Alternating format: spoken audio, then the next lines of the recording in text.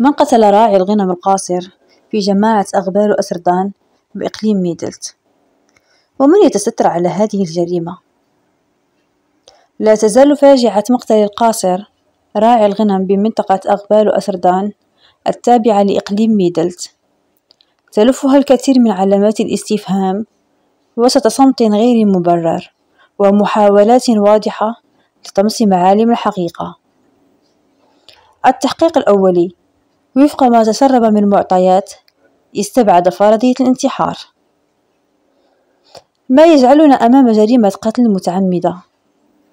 الجاني معروف، بل إن أدوات الجريمة حبل وأعواد، قيل إنها تعود لشخص معروف، هذا الأخير الذي سبق أن ورد اسمه في تهديدات ووقائع سابقة. هل أصبح دم أبناء الفقراء رخيصا إلى هذا الحد؟ هل لأن الضحية مجرد راعي للغنم، ابن راعي للغنم؟ يتم تزييف التقارير وتضليل العدالة لإغلاق الملف. أهالي المنطقة يتحدثون عن مبالغ مالية ضخمة دفعت للتكتم تفوق 10 ملايين سنتيم، كل ذلك في محاولة لإسكات صوت الحقيقة والتلاعب بعقول الناس. لكن الحقيقة لا تدفن، ودم هذا الطفل في أعناق كل من صمت أو ساهم أو تقاعسع.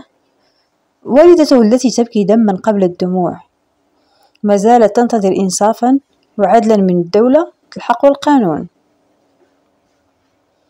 وبناء على كل ما سبق نوجه نداء عاجلا وتنبيها صريحا إلى السيد الوكيل العام لدى محكمة الاستئناف بالراشدية ووكيل الملك بميدلت وجميع الأجهزة الأمنية بضرورة إعادة فتح التحقيق في هذا الملف والنظر بعين المسؤولية في التحقيقات السابقة وما شابه من تلاعب أو تقصير.